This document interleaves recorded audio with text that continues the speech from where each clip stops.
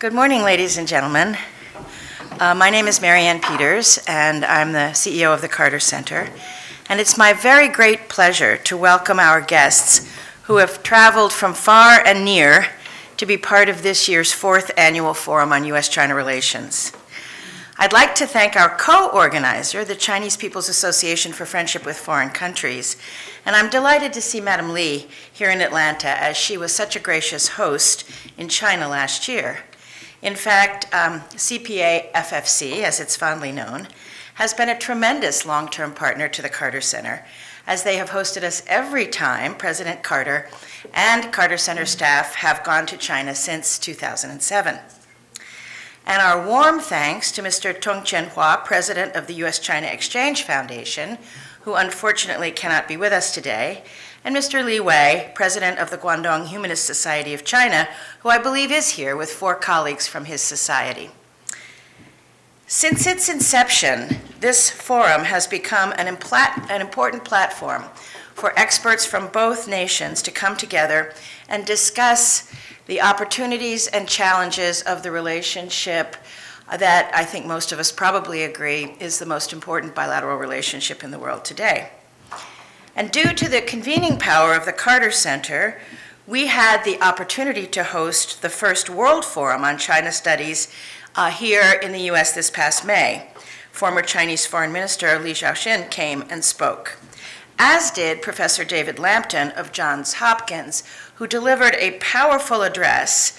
I'm sure some of you have heard it or read it since, that has become a focal point of reference for scholars and practitioners when they discuss the relationship between the United States and China. It is my pleasure now to introduce all at once the 4 speakers for our first session this morning. And I will do the introductions in the order in which they will speak. First is Madame Li Xiaolin, President of the Chinese People's Association for Friendship with Foreign Countries.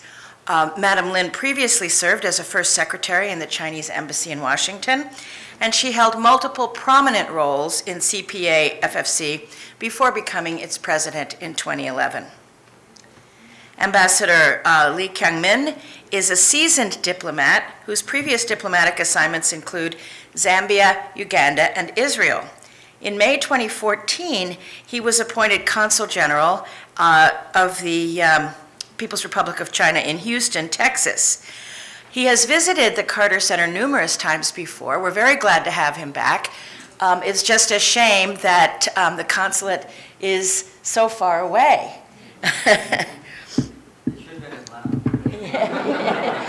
Absolutely, President Carter.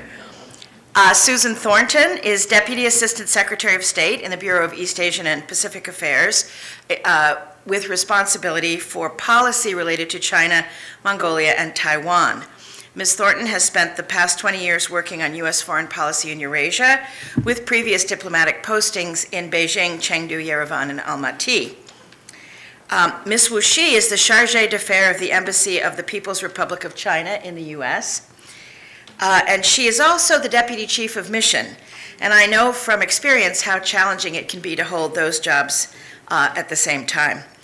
Ms. Wu has served in the Department of North American and Oceanian Affairs of the Ministry of Foreign Affairs, and her overseas posts have included Canberra and Baghdad. Now, the final speaker on the introductory panel will be President Carter, who is one of the few people in the world who truly needs no introduction, certainly not to this audience, but I'm going to say a few more words. I had the privilege of traveling with President and Mrs. Carter last year to celebrate the 35th anniversary of the normalization of U.S. China diplomatic relations, and incidentally, a few weeks early, President Carter's 90th birthday. The impact of the bold decision that President Carter and Deng Xiaoping made now 36 years ago was recognized wherever we went. We're privileged to have President Carter here this morning to contribute his invaluable insights on the U.S. China relationship to the forum. Thank you, and I would now like to turn the microphone over to Madam Li.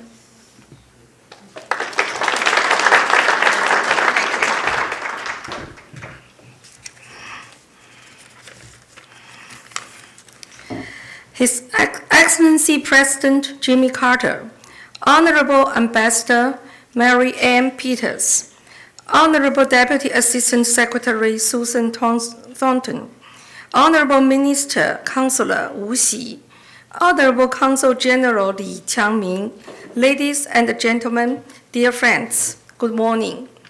On behalf of the Chinese People's Association for Friendship with Foreign Countries, I'd like to welcome you all to the 4th Forum on U.S. China Relations.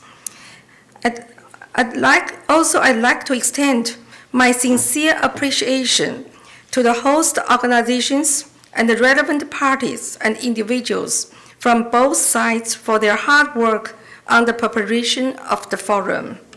And I'm very happy to be back to Atlanta, especially to see President Carter again.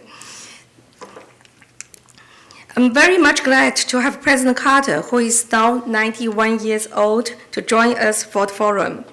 President Carter engineered the establishment of China-U.S. diplomatic relations and has since then cared and supported the development of the bilateral relations and made great contributions to the friendly cooperation between the two countries. Let's salute to President Carter with our warm applause again.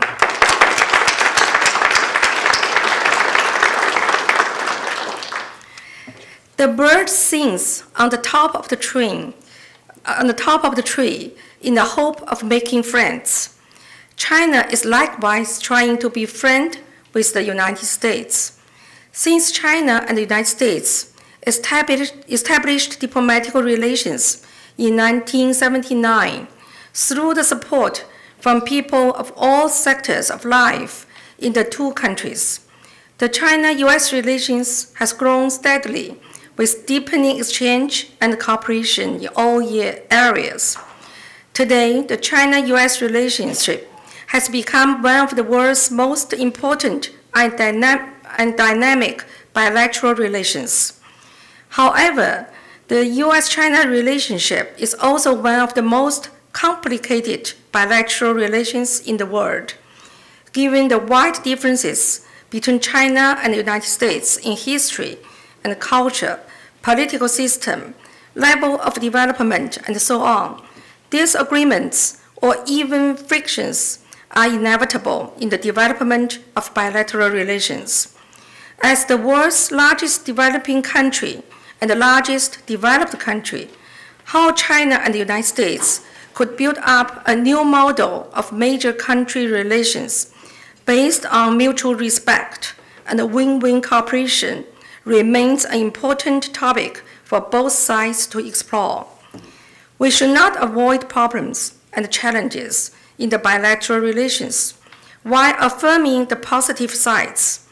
With the spirit of equality and mutual understanding, China and the United States must respect each other's co-interests and major concerns, deepen strategic mutual trust, properly handle differences, effectively remove disruption so as to steer the China-U.S. relationship to the right direction. This September, Chinese President Xi Jinping paid a successful state visit to the United States. During the visit, President Xi and President Obama agreed that the two countries are capable of working together to manage differences, tackle global challenges, and promote peace and development in the Asia-Pacific region and the world at large. This agreement sent to the rest of the world a positive message that China and the United States firmly stay committed to dialogue and cooperation. The topic of this year's forum is managing differences and developing sound China-U.S. relations. We invite experts and scholars from both China and the United States to talk about topics such as expectation on China-U.S. relationship after 2016 U.S. presidential election. That is too early to talk about.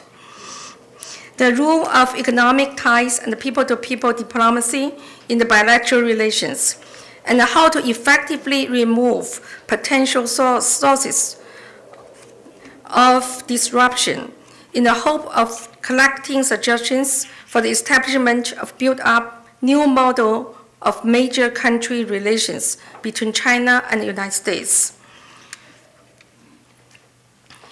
The past cannot be altered, but the moment could be seized and the future be created. Each page of the history of China-U.S. relations will be written by the people of our two countries, including each one of us. I hope everybody who joined this conference can speak freely, frankly, and friendly in the following sessions and write the new chapter of the development of the new model of major country relations between China and the United States. We are extremely happy to work together with Carter Center, and we will continue to do so. So we welcome, probably we're planning to make another forum in Beijing next year, and we're looking forward to seeing you in Beijing, especially President Carter. We see you then for the next forum. Thank you very much. Thank you.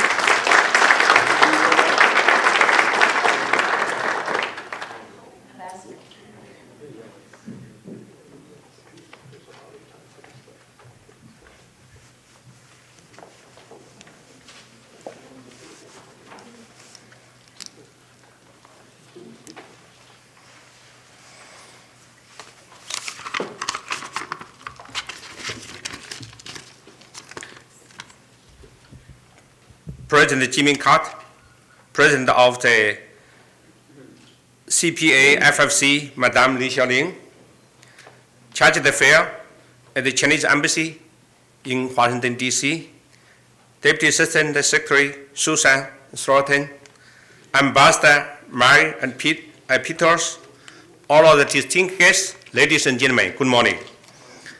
I'm very pleased to attend the fourth round of the forum on China-U.S.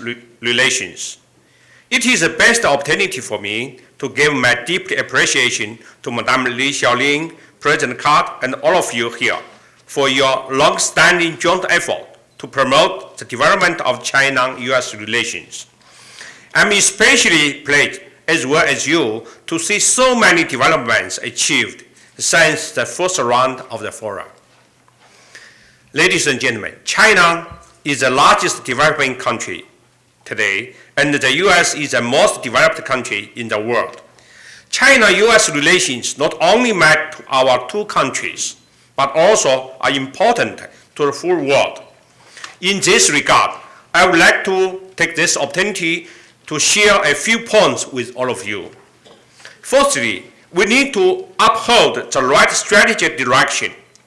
The world of the 21st century called for a new model of the major country relations between China and the U.S. Our economy has already become global, and the challenges we face are already global. The planet we live in is global. As the Paris terrorist attack a few days ago, or the Paris Climate Change Summit in 2 weeks after, all reminds us that great countries like China and the U.S. should have global visions and the forest to embrace the challenges.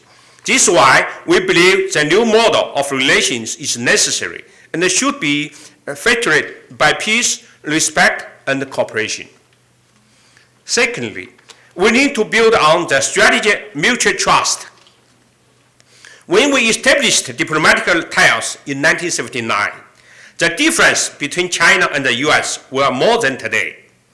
The cooperation between us were less than today. Thanks to two far-sighted statesmen, Mr. President Jimmy Carter and Mr. Deng Xiaoping, that our two countries could make right political decisions at that time.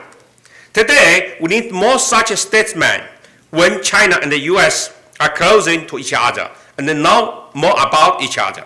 It's not an excuse to block our cooperation. Neither country should easily suspect the other just because of some specific problem. We need more understanding and less suspicions, more trust and less miscalculation. We should strictly base our judgment on facts and be confident in our wisdom and the capability to build a new model of major country relations together. It doesn't matter that we are different from each other in terms of history, culture, economic development level, and the political system. It's no stranger that we have different positions on some issues. What matters is how to manage the difference. A key strategy is to respect each other, seeking common ground where there is difference. We can even turn the difference into cooperation. If we take a constructive way to enhance understanding and expand the consensus. Thirdly, we need to make the cake of cooperation larger. History shows that China and the U.S. both beneficial from cooperation, loss from conflicts. With the time fly, the need of the cooperation is growing. The area for cooperation is expanding. We even need to bother or looking for the materials of the cake at all, because the materials are everywhere. Mutual trade and investment, clean energy, infrastructure, agriculture, science and technology, climate change, disaster prevention, from planetary level to regional level, even global levels. It's too many to mention them all. As the Chinese Consul General in the southern part of this country, I can't help to see a few words about the cooperation between China and the United States and one Commonwealth territory, namely Georgia, Texas, Arkansas, Alabama, Oklahoma, Louisiana, Mississippi, Florida, and Puerto Rico. In the latest decade, almost each of the 8 states has seen over more than 100% growth rate for exporting to China. Georgia is close to 200%. About 180 Chinese companies have invested over $17 billion in the 8 states, created more than 3,750 local job positions. Particularly in Georgia, we have a very famous company like the Shangyi and the Haixin and the Huawei and so on. We still face a lot of opportunity ahead. We can work together in a large number of areas, like clean energy, high-speed rail, aviation, science and technology, agriculture, and so on. Local officials in Atlanta are talking to me about the possibility of reopening direct flights between Atlanta and Beijing. Fourthly, we need to promote more people-to-people exchange, enhance friendship between the two great peoples. During the President Xi's state visit, the State China-U.S. Governors Forum held in Seattle was a great success. We see more than 240 sister provinces and states or sister cities relations were established in recent years. Local government are close the people state-to-state relations ultimately relate to the support of the people and serve the people. With the new year coming, we should take the new actions. We wish more students, universities, and schools to apply for the program of the 50,000 overseas students, which is to support Chinese and American students to study in the other countries, or a 1 million stronger initiative, which is to support 1 million U.S. students studying Chinese language. We also wish more southern cities like Atlanta would be Chinese tourist destination with the China-U.S. tourism year coming. Ladies and gentlemen, a famous motto in Faber say, united we stand, divided we fall. We Chinese believe a similar thing, that people united can move mountains. Let's all of us here today, let people of both our countries unite together and working together, jointly push the China-U.S. relation going forward for a bright future. Thank you.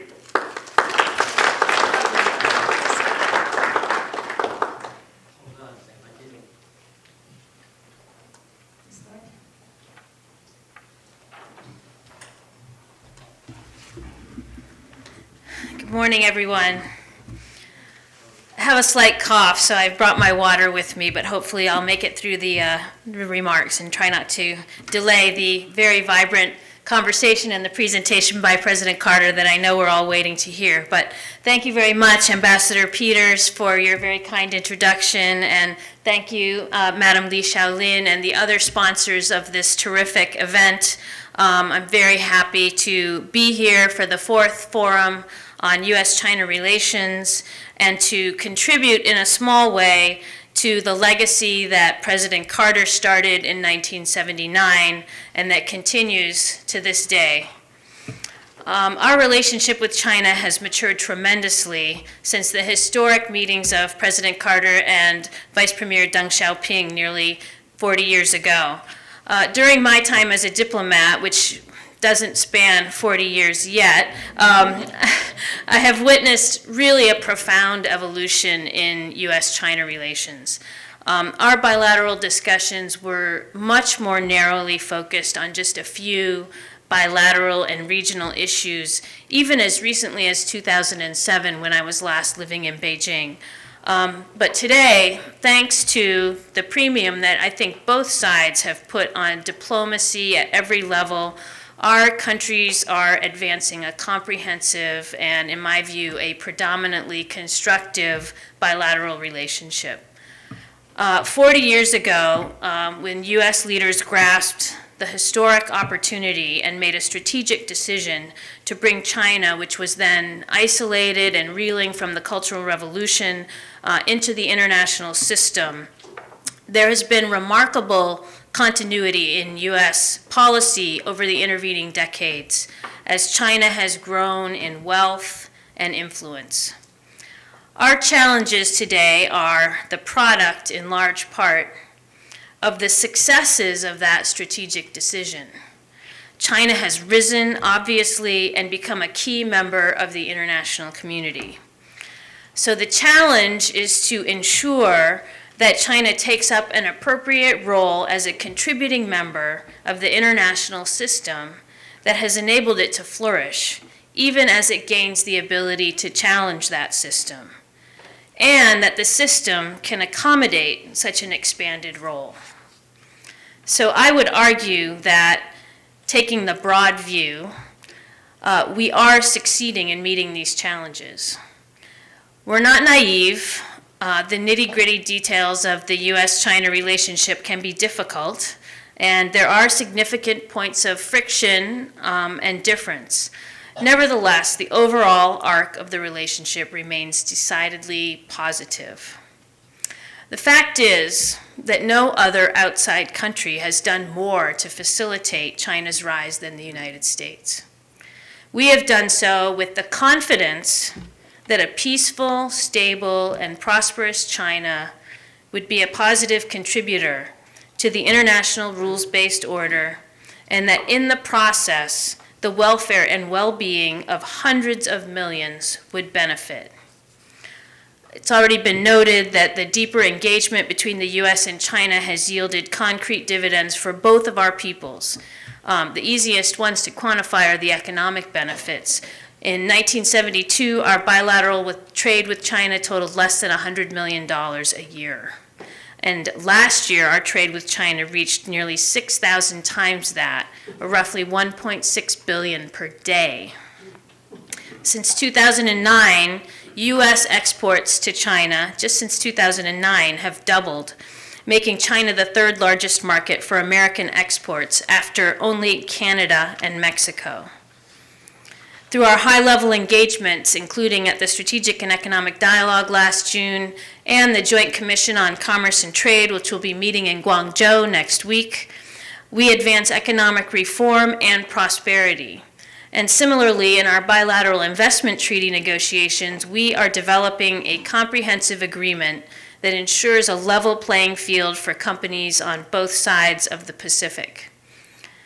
But beyond the trade and investment ties, our nations are collaborating to tackle some of the most complex global challenges that the world has ever seen. China is now working with the U.S. and the broader international community to address global challenges like non-proliferation, climate change, food insecurity, deadly infectious diseases, piracy, and wildlife trafficking. This type of engagement would have been unthinkable 20 years ago, or even 10 years ago. Take climate change, for example, the signal challenge of our generation.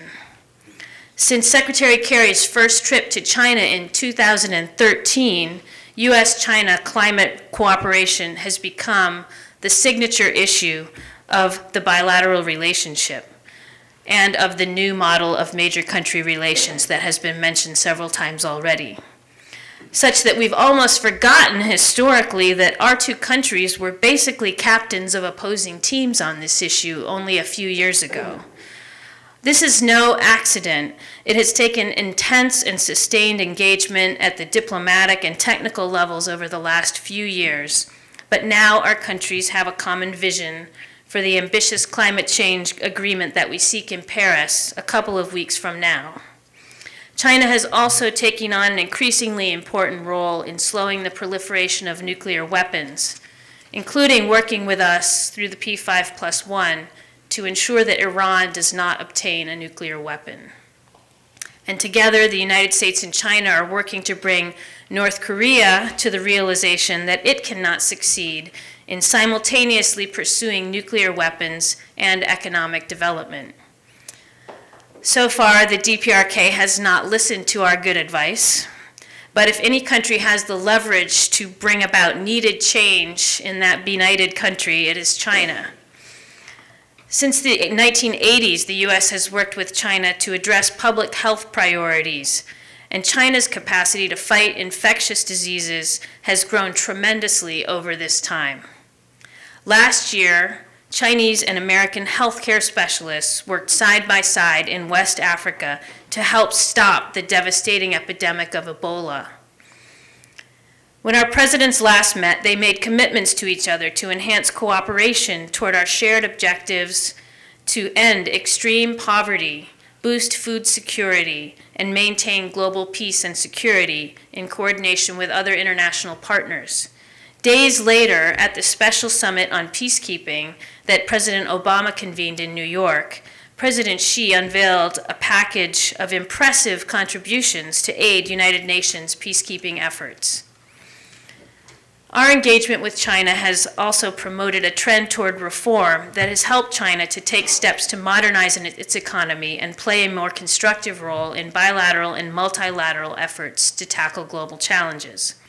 But just as importantly, our engagement has put a floor under the U.S. China relationship that ensures that we can address our differences and weather a crisis without risking larger conflict.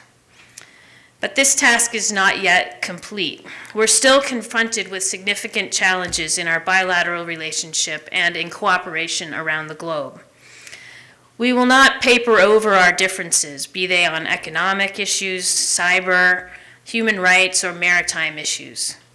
Rather, we'll continue to work toward advancing a principled and productive relationship with China.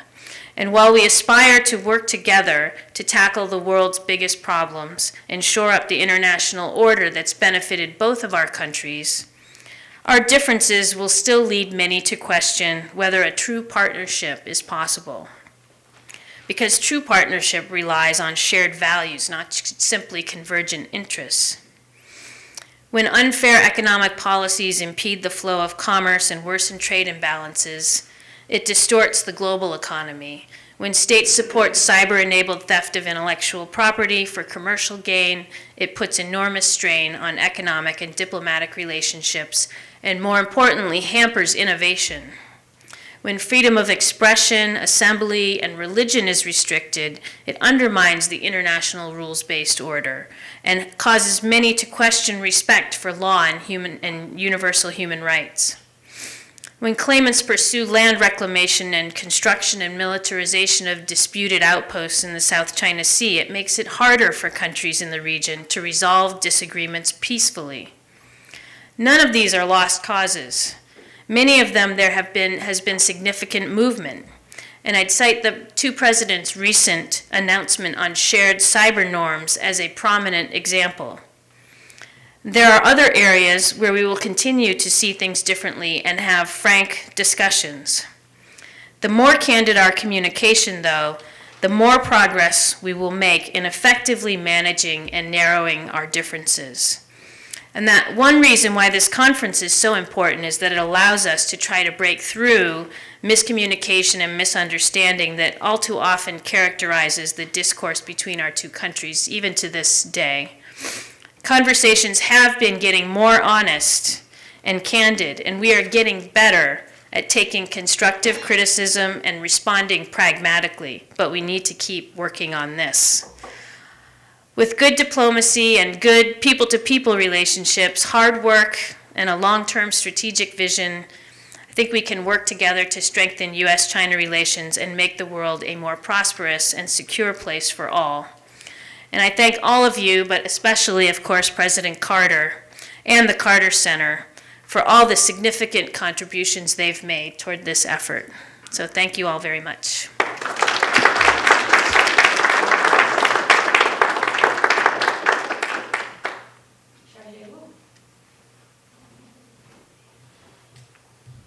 Thank you very much, Ambassador Peters, President Carter, Madam Lee, ladies and gentlemen. It is my great pleasure and honor to join you today in the fourth forum on China-U.S. relations. Let me first of all express my sincere admiration and heartfelt thanks to President Carter for his great vision to establish diplomatic ties with China 36 years ago, and his long-standing support and contribution to this very important relationship. I also would like to thank Madam Lee and the Chinese People's Association for friendship with foreign countries for hosting this forum, which brings the think tanks, government officials, and entrepreneurs together to discuss new ways to advance China-U.S. relationship. The fourth forum is taking place at a most important stage of the development of China-U.S. relations, as President Xi Jinping paid a historical visit to the United States in September. During the visit, President Xi and President Obama had long hours of strategic communications, and they agreed that our two great nations should continue the endeavor to build the new model of major country relationship based on mutual respect and win-win cooperation. They also agreed that we should expand our cooperation while handle the differences in a constructive way. The task now before us is to build a positive momentum generated by the visit and fully implement the consensus reached by the leaders. Indeed, thanks to the joint efforts of our two sides, we have achieved fruitful early harvests. The most prominent one might be the mill-to-mill exchanges and cooperation. Earlier this month, the Chinese Navy Fleet Escort Task Force visited U.S. Navy Station in Jacksonville, Florida. At the same time, a Chinese Navy hospital ship, Ark Peace, visited San Diego, California, which I went there to welcome the ship. In a few days, the 26th session of China-U.S. Joint Commission on Commerce and Trade, JCCT, as Susan has just mentioned, will be held in Guangzhou. Ambassador Cui went back to Guangzhou to join JCCT, and I would like to take this opportunity to convey his best wishes to all of you. And in a few weeks, the first high-level joint dialogue on fighting cyber crimes between China and the United States will be held in Washington, D.C. Looking forward, we have a lot to work on, and we have also a lot to accomplish. In this regard, we need to focus on the following. First, we need to focus on enhancing mutual trust and mutual confidence. This will help us to maintain a good vision of which direction we want the relationship to move forward. China will continue along the path of peaceful development. What China seeks is to rise from its own past, not to challenge or threaten anyone else. We support and benefit from the existing international order. We advocate necessary reform, not to reject the current order, but to make it better suited to the changing realities of the 21st century. Of course, the international rules and order are not and should not be created by one country alone or a group of countries. They should be created through the joint efforts of the international community, and they need to be observed by all.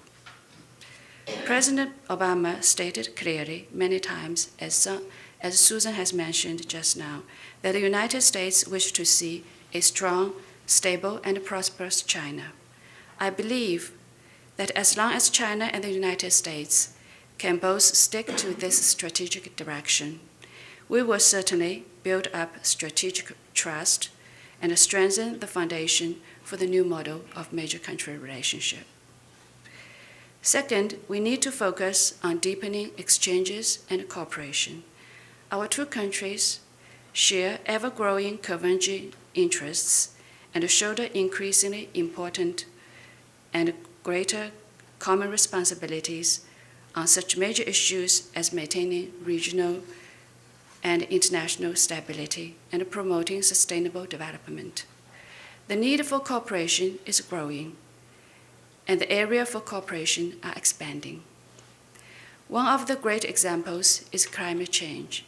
Last year and this year, President Xi and President Obama issued two presidential statements on cooperation in response to climate change, which not only help our two countries to deal with the issues of climate change, but also have become a game changer for international negotiations on climate change. Another example is on counterterrorism. The world was shocked by the recent terrorist attack in Paris. This is yet another reminder that terrorism has become the most serious and pressing issue, pressing security challenges for all of us. China and the United States should reinforce counterterrorism cooperation and to join the international community in addressing this global challenge. Third, we should focus on managing our differences in a constructive way. It is only natural that our two countries have differences from time to time. But the key is to recognize that our common interests are much bigger than possible differences that we might have. Therefore, we should not allow differences to dominate our bilateral agenda. We should have creative ways to turn the differences into possibility and opportunities for cooperation. We should manage the differences which cannot be resolved for the time being in a constructive way. Cybersecurity has been an issue between our two countries, but actually this is a new area that calls for closer cooperation and coordination. As two of the largest economies in the world, both China and the United States rely heavily on the security of the Internet.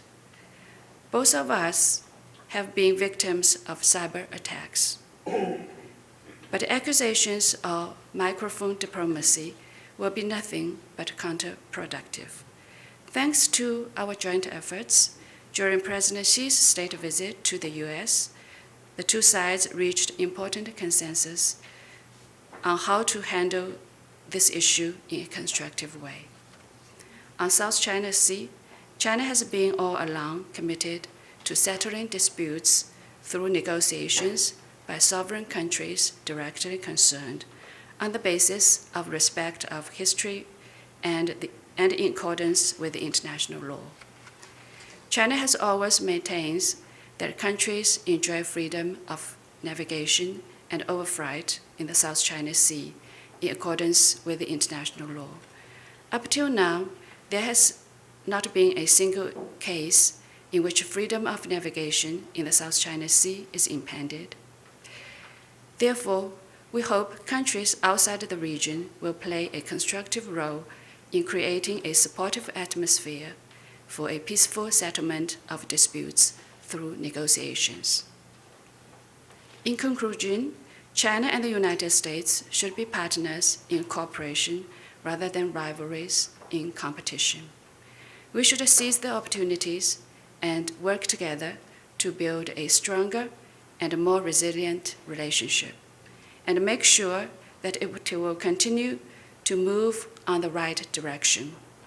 The comprehensiveness and complexity of China-U.S. relations calls for wisdom from both our leaders, both our governments and peoples like you. I hope that through this closed-door discussion, both sides can clear the air and exchange views candidly and friendly, as Madam Lee mentioned just now. Your suggestion and advice will be most precious to us, and I wish the forum a great success. Thank you very much.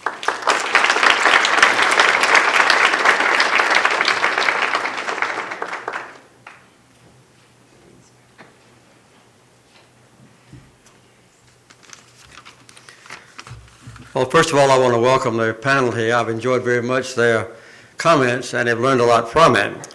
And also want to welcome the representatives of both China's interests and the United States interests that are assembled around the table before me.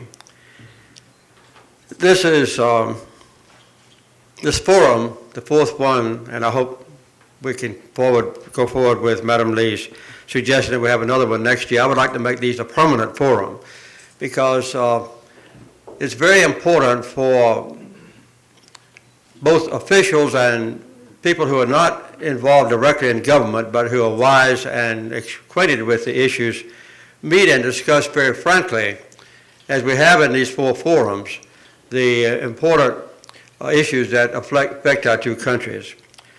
I'm going to talk basically from a historical point of view to put into perspective, I hope, this relationship that is so important to all of us. There's no doubt that of all the things that I did when I was president concerning the Panama Canal and the Mideast and so forth, the most important by far was my agreement with Deng Xiaoping to establish full diplomatic relations between our two countries. This has had far-reaching impact both within China domestically and in the international community. And Deng Xiaoping's announcement of openness and reform in China just 3 days after we announced that we were going to normalize relationships set a new tone of addressing the rest of the world in China, and it's brought about a great deal of change there and throughout the world. It's by far the most important and significant thing that happened when I was president. Deng Xiaoping and I had long discussions, both personally and through our intermediaries during those days in 1978 and 79. I and he were very cognizant of the devastating impact of war in our regions. Deng Xiaoping was a survivor of a long and difficult war for their freedom and to establish the People's Republic of China. I was involved in the Second World War, and I was in China for the first time following the war in 1949. And just a few months after I was there, not because I was there, the People's Republic of China was founded on my 25th birthday. So I have a very close tie with China, and Deng Xiaoping always looked on this as one of the examples of fate that had brought me together with China. And I've been included with China's interests ever since that time. We knew then, by the way, I was in the submarine force during the Korean War, and my son was in the Vietnam War. And we saw at that time that the main focal point for conflict of a major nation was in the Pacific Ocean. And with Vietnam, with other countries involved there, including Korea, I was directly involved, and so was he. As a matter of fact, that was one of the main things that we hoped to do, was to establish a stable environment between our two major countries that would contribute to peace throughout that region. And it's been highly successful, perhaps more so than we ever anticipated. As you well know, in the last 35 years, there have been no serious wars in that entire region, quite contrary to the previous couple of decades when war pervaded that area. When I go to North Korea, I've been there 3 times. I always, one time, my first time I went there when I met with Kim Il-sung, I was encouraged to go there by my Chinese friends who came down to my home in Plains and told me that if the problem was not corrected with Kim Il-sung, that he would invade South Korea, and so I decided to go, even though I had a difficult time getting permission from the White House. When I visit a foreign country, by the way, I never go there without getting at least tacit permission from the White House to go. Sometimes they're reluctant to give me permission to go to a troubled area, but I always do. But China relationships have increased in importance for both countries and for the entire world much more than we had ever anticipated.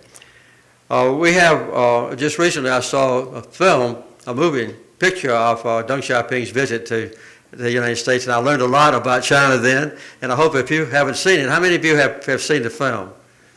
About half of you. You should make a point to get a copy of this film and watch it in your home on your device or otherwise. It's a very important history lesson that far exceeds what I am able to tell you today.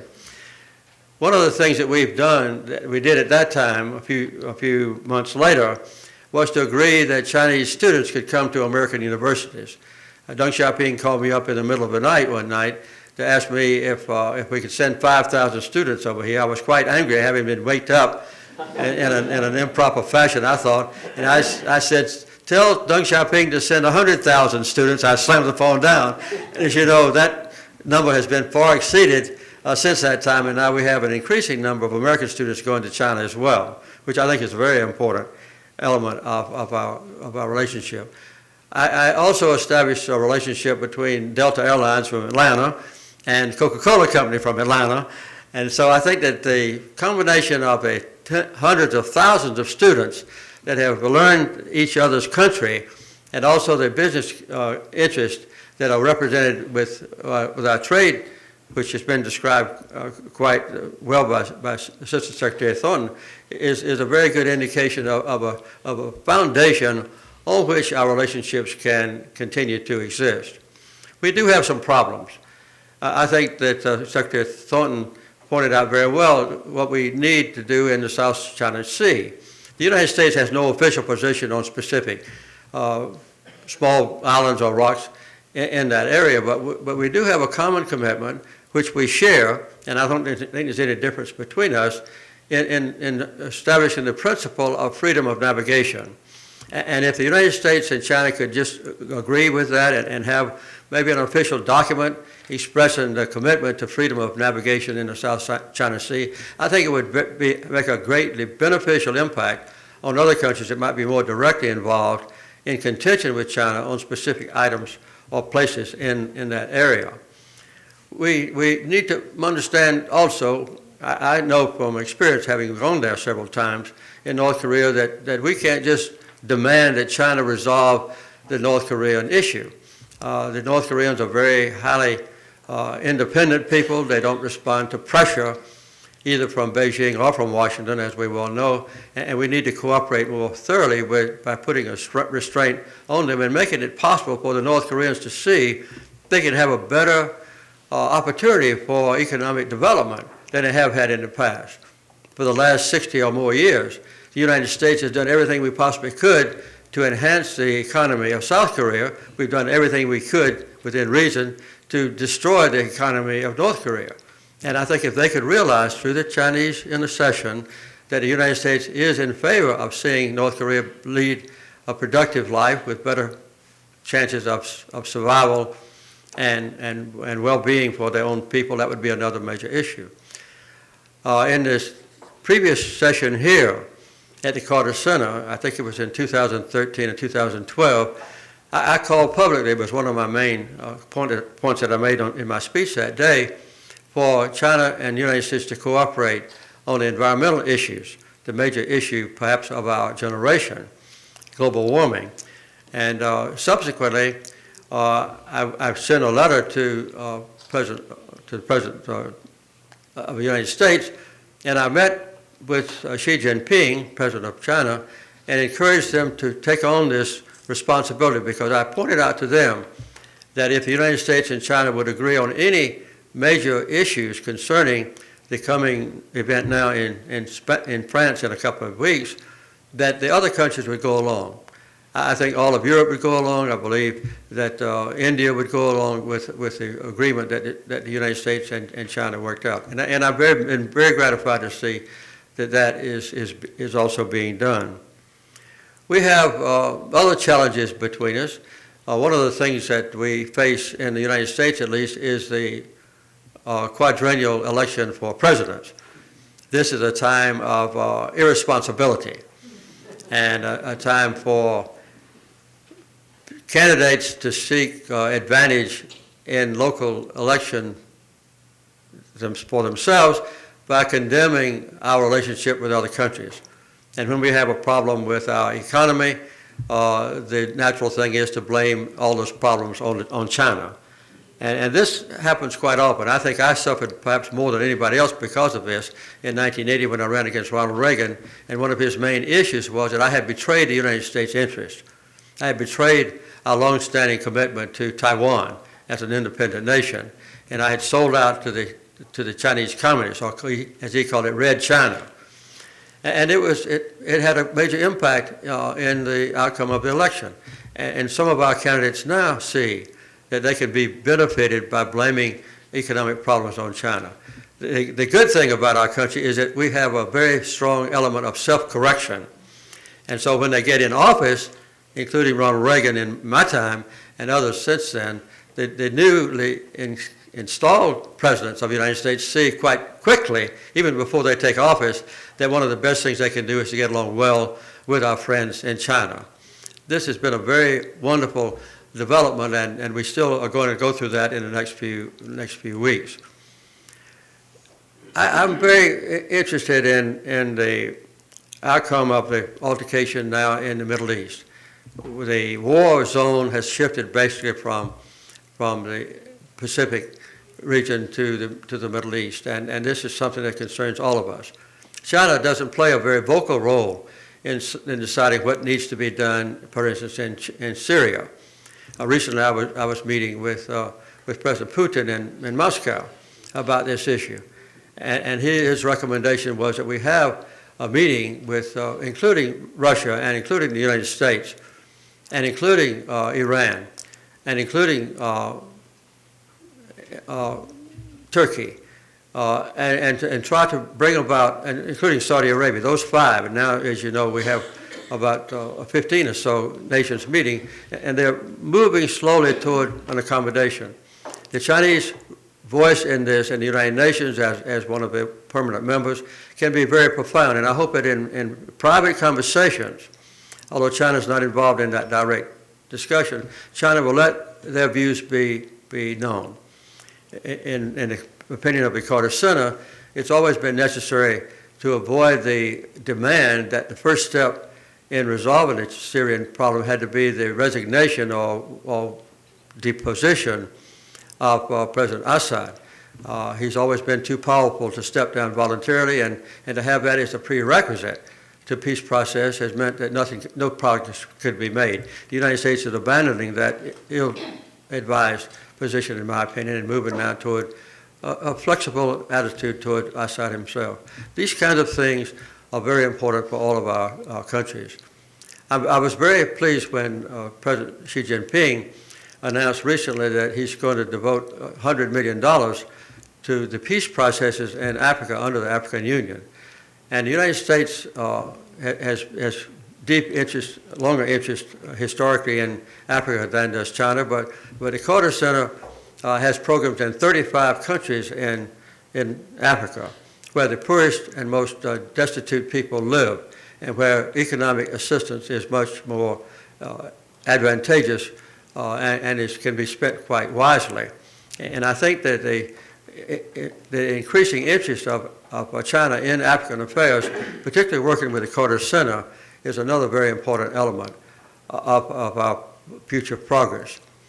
So the basic thing that I would like to say is that we should stop every now and then and see what tremendous benefits the world has already derived from the relationships that have been developed recently in the last 35 or 40 years between the United States and China, and make sure that we recognize the precious nature of that possession for the United States, that is friendship with China, and do everything we can to make sure that these friendships continue. When I was in the White House in ancient times, the major bilateral competition that the United States had then was with Japan, because the major industries had moved out of the United States. First of all, textiles and the manufacture of shoes and the manufacture of automobiles and the manufacture of televisions. And we were afflicted quite often then with this competition that was stirred up by candidates and others between the United States and Japan. The Prime Minister of Japan and I decided, why don't we set up a panel of distinguished elders? And we chose 3 American who were involved deeply in affairs of Japan and was well acquainted with them, either in a scholarly way or a diplomatic way, and 3 representatives from Japan who knew about America. And whenever we had a difficult economic problem, or even in those days, a difficult political or military problem, I as the President and the Prime Minister of Japan would ask our elders to meet either in Tokyo or in Hawaii or in Washington in private and discuss the complex issue, like the South China Sea now, in complete frankness and with complete wisdom and knowledge, and then make a recommendation, always unanimous, to the Prime Minister of Japan and to me about how would be the best way to resolve this problem. I think this is something that I hope that Xi Jinping and President Obama will consider. A group, not maybe including some of you, maybe 3 from China and 3 from the United States, that without any publicity, their names were never revealed to the public, and none of their recommendations were ever given to anyone except the President of the United States and the Prime Minister of Japan. And we resolved almost all of our issues subsequent to that time in a very harmonious way. These are the kind of things that we need to do to make sure that the political exigencies of the times and political pressures on both sides with excessive commitments to jingoism or to nationalism on both sides can be smoothed out and relegated to a secondary position, so that the utmost important positions or issues of the world can be resolved successfully with a leadership recognized by all other countries derived from the relationship between the United States and China. That's what I dream about, and that's what I hope that we'll see established with this group, and then perhaps someday with a smaller group that, like I've just mentioned. I don't think there are any differences that can possibly exist between China and the United States that can't be resolved peacefully. If we treat each other with respect, if we study the history of what has happened between our 2 countries and see the benefits to be derived from the changes that have been made, and from the future that can bring a glorious, improved life to the people of China and to the people of the United States, both of whom, by the way, I love very much. Thank you.